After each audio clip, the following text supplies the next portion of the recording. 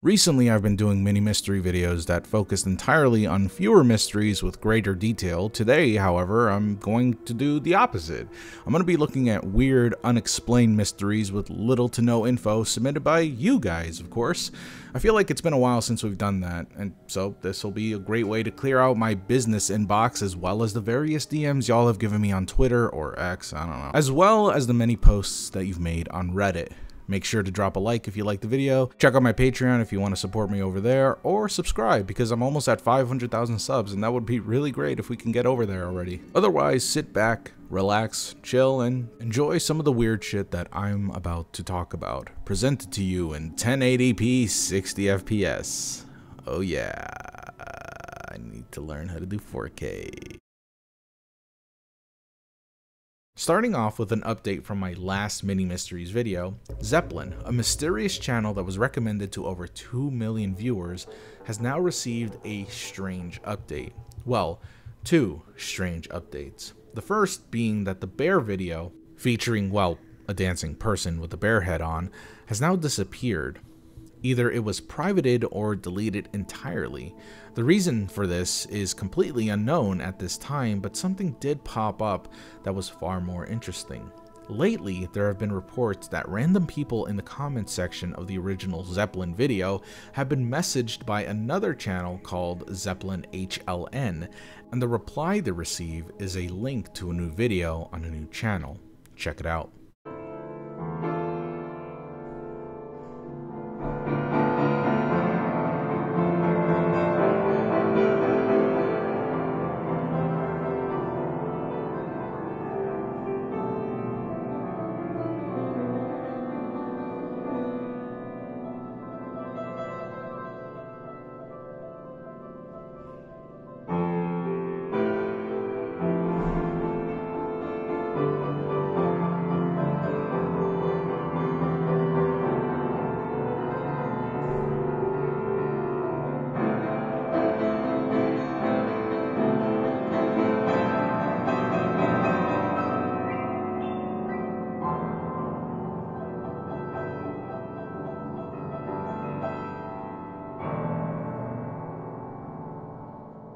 A new Zeppelin video, uploaded on a new channel.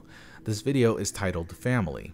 It features the piano playing masked figure alongside another person who is wearing the exact same mask as them. To the left, a teddy bear with its head decapitated and slowly lifted up by the masked person on the right. Again, there isn't any context to this video at all, though it seems to have a far shorter reach than the previous one, as currently, while I was writing the script, this video only has about 170 viewers, though that might change depending on the interest of the video right now. Be nice in the comments, okay? Now, there's not much to interpret here, but I'll go through every strange little factoid about this channel just for y'all. Starting with the video itself. While not much can be said about the content within this video, it can be interpreted that Zeppelin is trying to make a weird statement about their last video featuring the teddy bear character who seemingly died at the end of that video, at least from what it looked like when you watch it. Yes, thankfully I still have the footage of that video so we can see it right here.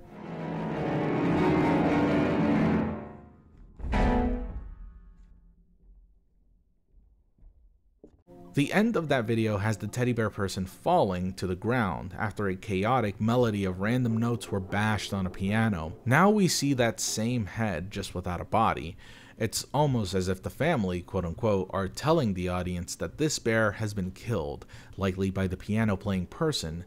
This might indicate that the red figure is likely the matriarch or patriarch of the family. This other person might represent the child, as they're the only one who's quote unquote playing with the bear.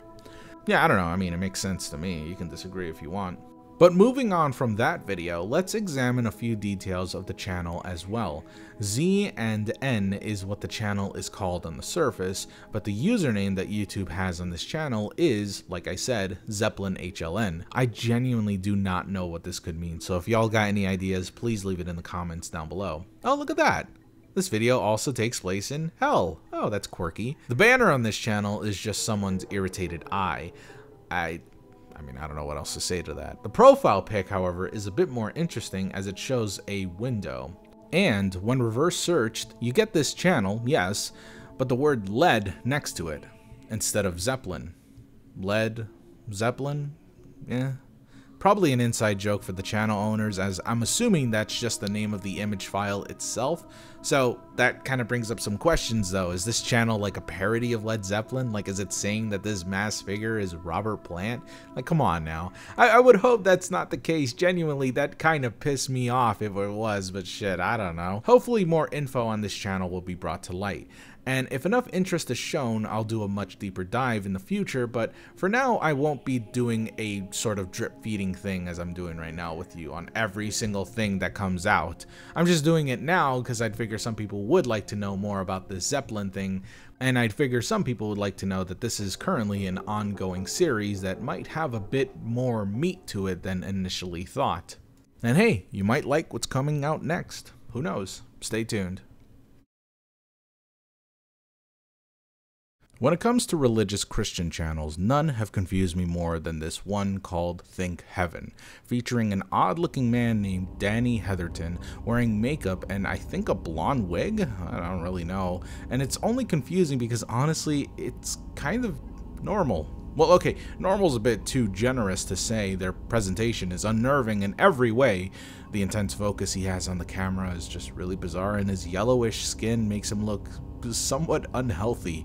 The makeup is a bit strange, a little too eccentric for the context in what he's saying, which is just Bible verses, prayers, and just general religious scripture, and the locations he films at are so random. It's pretty much never in a room or anything. I mean, sometimes it is, but it's usually somewhere odd, like a parking lot or a gas station or outside of an apartment or inside the apartment in the hallway or outside someone's house. It's never really consistent.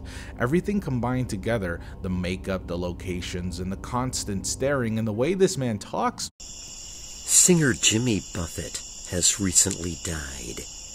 Did you know that he sang songs that actually ridiculed the good Lord Jesus?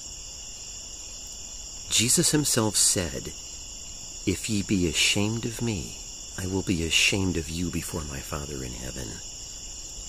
He may be in hell. Let us be wise and not make the same mistake as Jimmy made.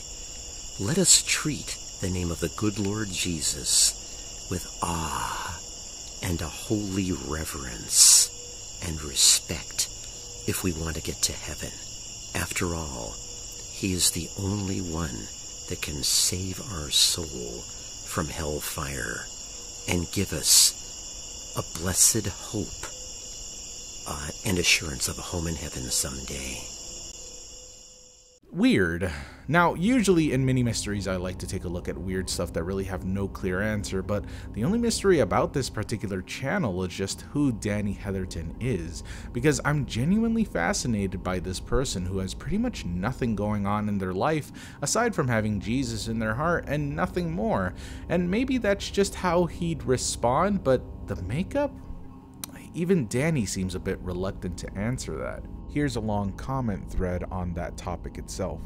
First time I've listened to you. You have a very good message. You are accurate in what you say, and I agree with you. Just one question. Why do you put paint on your face? Danny replies, to enhance my appearance. As men, we are not to impersonate or appear as women. God forbids this in the Holy Bible, as it is a sin. As one example, please read 1 Corinthians 6:9-10. To which Danny responds, I am not trying to look like a woman. What's wrong with wanting to be a beautiful boy? Then that same person responded with, then do not wear makeup to look like one. Search the scriptures and pray to God for understanding and obey his word. Danny replies with, I fully understand what you're saying, but there's a reason why I do it. Actually, it would be kind of nice if I didn't have to. And like Mark Knopfler saying, yeah buddy, that's his own hair. The real question is, what's wrong with being a boy yet wanting to look beautiful? This is what's happening here. In addition, there are girls out there that dig my look and are complimenting me. No kidding. God made me a beautiful boy. All I'm doing is essentially expanding the beauty that he bestowed upon me. Honestly, it seems a little amusing that The way that Danny talks about his makeup is very defensive, and honestly, I do agree with him. Genuinely, if you want to look beautiful, if you want to look good, and you want to put makeup on yourself, no matter if you're a boy or a girl or anything else in between, you can totally rock that. You would look super good if you know how to put it on correctly. Hey, if you want to experiment too, you totally can. But I think what's fascinating about Danny is that he is a Bible-thumping dude who really is a God-fearing Christian down to the T and gives this sort of sermon on his own channel, and yet the people he's giving that sermon to don't really like him. They see him as a visage of sin because of the makeup that he wears.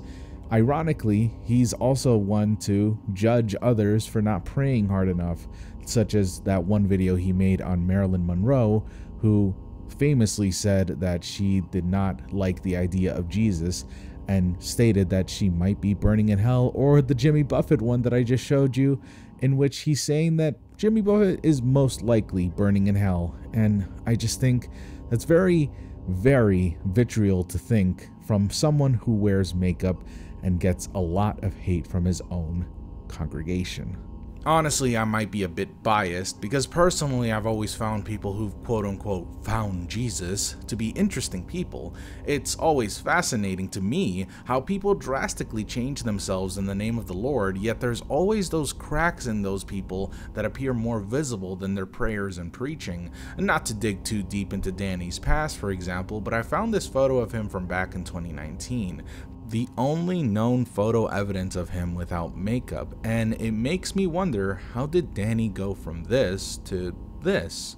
And I mean, I'm not one to judge someone by their appearance, let alone makeup usage, but it goes back to what I mean. When people find Jesus and go through that phase in their life where they absorb themselves in Holy Scripture, I always see a drastic change in them, their personality, their appearance, their manner of speech even, etc., etc. I mean, not to dogpile on religious dogma at all. I mean, it's totally fine if you find yourself in a religion and it helps you out tremendously. And that is definitely the case for Danny, as he explains in one of the comments that he was at one point an abuser of alcohol, a drunkard as he likes to say to himself, and he's recovering from his alcoholism through the teachings of God. So there is positives to that. As long as you don't harass people or hate people just because you believe in something different and they should believe in you, well, I'm totally fine with whoever you find to help you out. Otherwise, you're a douche, and while I don't agree with everything, I'm only interested really in his latest shorts, which just have a lot of that staring that I keep mentioning.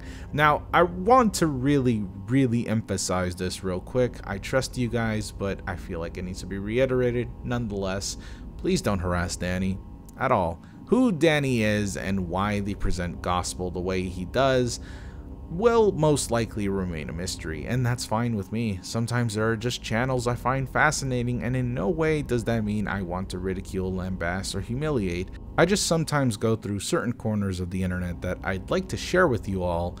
Just make sure to behave when you find those corners with me. So the bottom line is this: if your hope is not placed in Christ Jesus, then you are like a man who built his home upon sinking sands, and one day the whole thing just crumbled.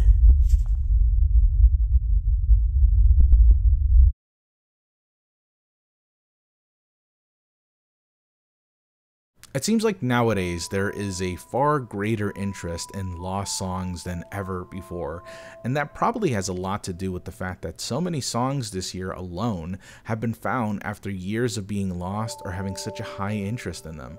Or maybe I'm just hyper aware due to my coverage of some lost songs in the past year or so. I don't really know. But what I do know is that sometimes there are some songs that are so fascinating that I honestly can't help but cover them. This is one of those songs, My Wandering Fire, or translated more literally, My Will-O-Wisp, though universally people have been referring to the song as Wandering Fire, so I'll stick to that instead. It's a song that was released sometime in the 90s, judging by both the music video's quality reality, as well as the song being mentioned online around 1999 on Usenet, a now defunct online forum. A Russian user asked the name of the song and even used an excerpt from what he remembered. Unfortunately, nobody answered his question, and yet that doesn't necessarily mean nobody else was interested, as this question popped up again on the popular Russian social media website VK, where someone else asked if anyone had heard of this song, this time with video evidence of not only the song existing, but a music video, and one of high budget, it seemed. Take a look.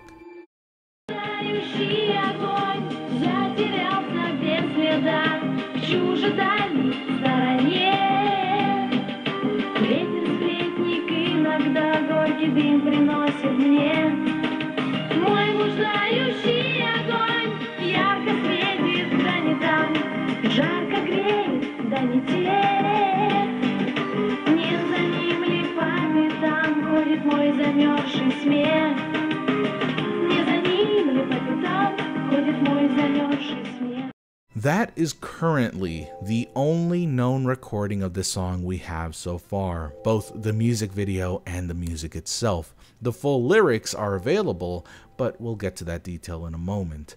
But first, let's focus on a major piece of detail that has led us to quite a few major clues. I'm using that word major a lot, and I'm starting to realize that I suck at writing scripts again. The first detail is that of the network's logo, NBN, a channel located in St. Petersburg, and was widely broadcasted in that centralized area. The number 22 is actually indicative of its old name, Channel 22, but around the end of 1996 and towards the beginning of 1997, the channel was changing its brand to NBN. So because both these logos show up simultaneously, we can isolate that this song, along with this video, was made around this time period from 1996 to 1997, maybe even slightly before. And though this helps isolate the time period in which this song was produced, it still doesn't give us the actual song itself. And though the conversation continued within the online community of Russia, not much info was released. Interestingly though, many people do remember seeing the music video, and others made it a whole ass creepypasta saying that it's a cursed song that made some people vomit in convulsant shock when watching it. Honestly, I like that. No matter where in the world you are, people just make up shit just to be creepy. And I don't know why, but to me, that's sort of wholesome. People just universally like creepy shit, even if there's nothing creepy about anything, and they just love lying. That's just a universal truth. All that aside, however, some people did identify the music video taking place somewhere within St. Petersburg, noting the architecture and structures, yet unfortunately, not much else was found or discovered. That is until newfound interest spurred the nation and the internet as a whole when a new user named Anon0122 re-uploaded the original video on YouTube. This reignited the search once again and gave rise to new theories and new investigators as well. Someone even ended up doing a bit more research and dug up who wrote the song as well as who the composer was, thanks to the Russian Author Society. The composer was Viktor Segal, and the lyricist was Viktor Ivanov Dolgusha, with Dolgusha actually publishing the lyrics online sometime in 2010 in its entirety. And yet, even with this massive info dump with renewed interest, knowing fully well who wrote and composed the songs, we still don't know anything about the song. Well, it's not necessarily that, we just don't have the song at all. We haven't found the full song anywhere, not even the music video. This is the best we've gotten so far. There was a promising lead where a woman by the name of Irina Kudryavina, I really hope I'm saying these names right, made a YouTube account and claimed to have been the original singer of the song, even giving details as to where the music video was shot. However, the claims she was making were vague. For example, anyone could have just named parts of the city this was filmed in and called it new info, and someone like that might have even been right. Anyone familiar with St. Petersburg could have easily pointed out some of the locales, randomly even, and could have been right. Yet despite the vague info, people were still willing to give her a chance and asked her to contact one of the main investigators behind the search. To this, she refused. Not only did she refuse, she flat out declined to give us more info, and just a few hours later, the channel was deleted, and everyone agreed that it was likely just a hoax. And so, the info sort of stopped there. But the search has hardly concluded.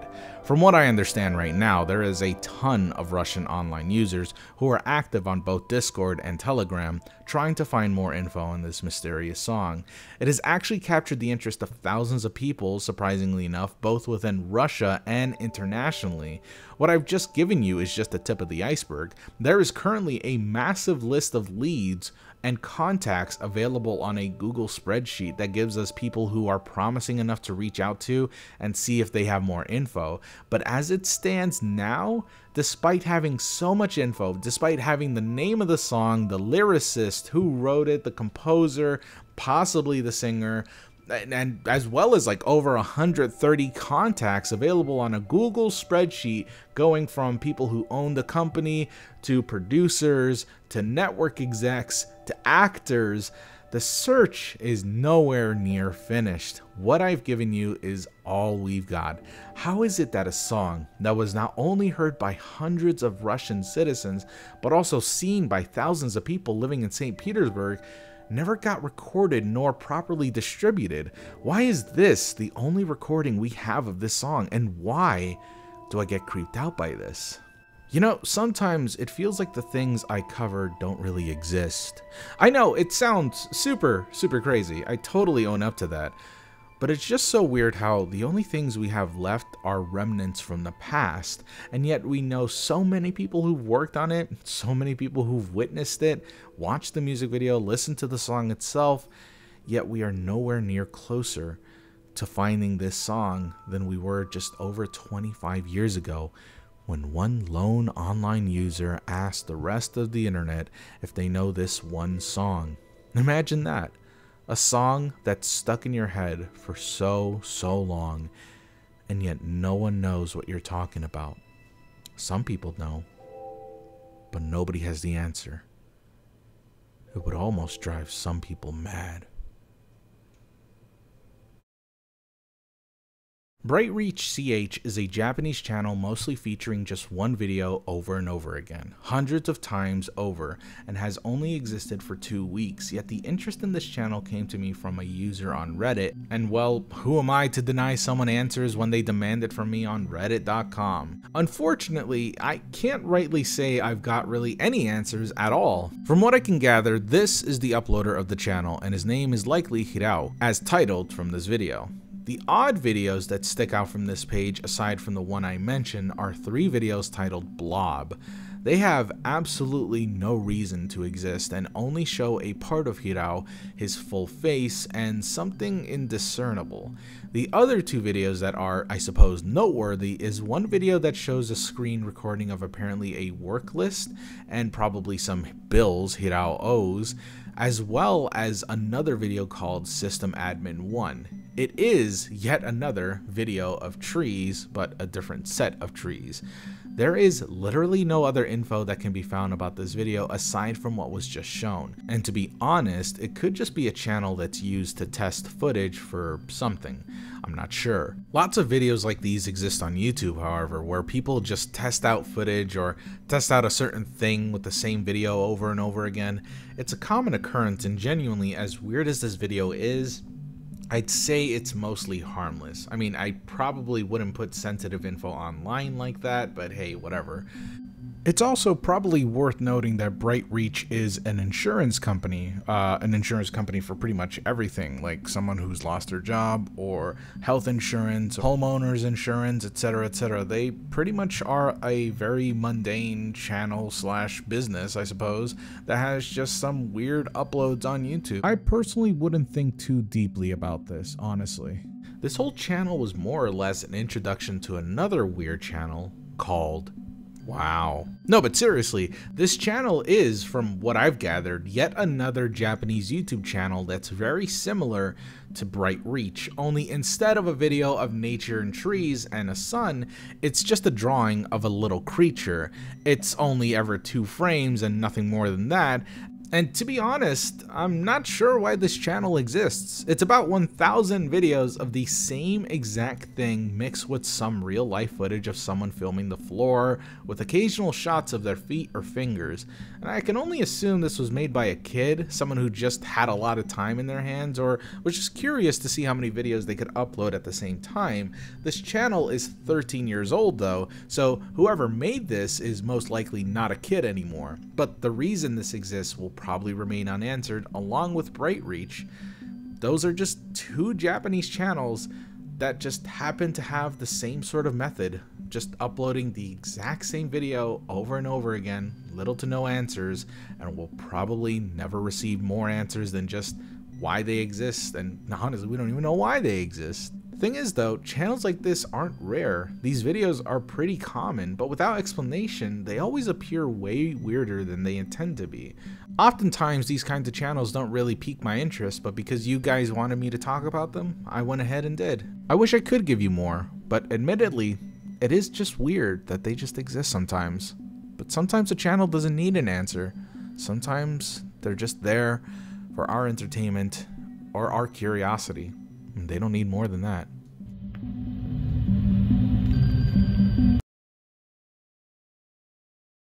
There exists an account on Google Maps that has some of the weirdest reviews out there. Now, for context, Google Maps allows pretty much anyone to make a review of any venue they've been to. This ranges from restaurants to parks to any business, honestly. Yes, even the kinky ones. Fuck yeah. And you can even upload photos of the business itself, or the service, or whatever you want really. But this one account has got to have some of the weirdest fucking reviews I've ever seen. The account is from Ricky Cauldron, and on the surface everything seems perfectly normal.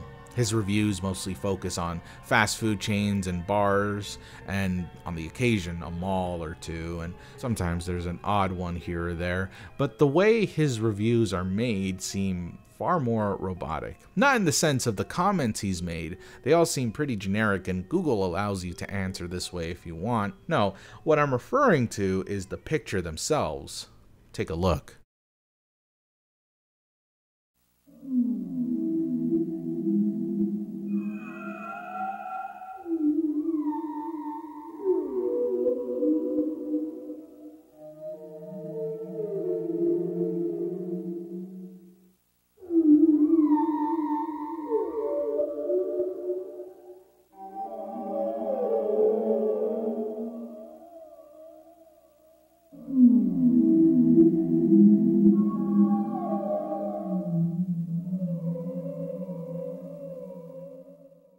Almost every review Ricky has ever done includes a photo of some random part of the venue he's currently at, plus a poorly added image of a woman's forehead, very likely of someone who's not even there.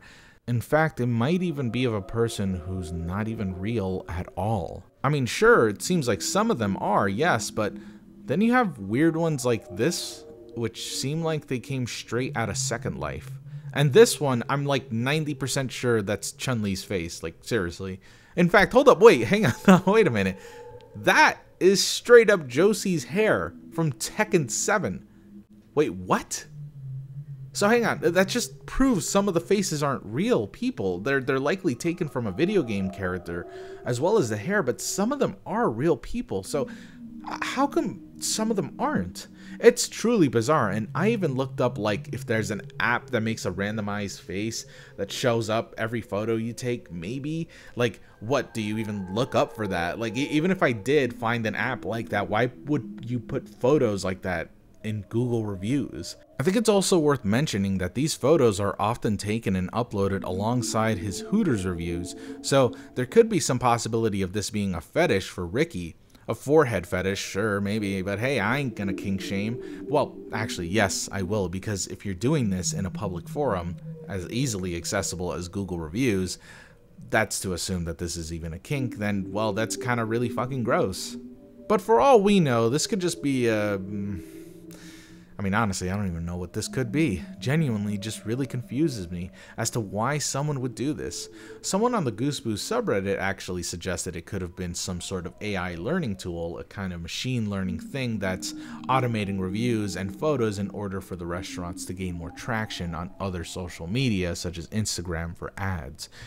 That doesn't really explain the half faces or the generated faces, but as DreamSpitter explained so eloquently, by the way, this might be a result of a failure on behalf of the so-called bot.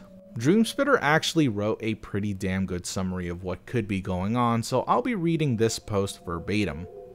Okay, looking a little deeper, he seems to be around Miami and more of Florida, but he has been to Chicago. Now, interestingly, one of his reviews is for a Hooters in Florida, but he posted in the picture of the half-face woman and she says, "Next time I'm back in the Chi."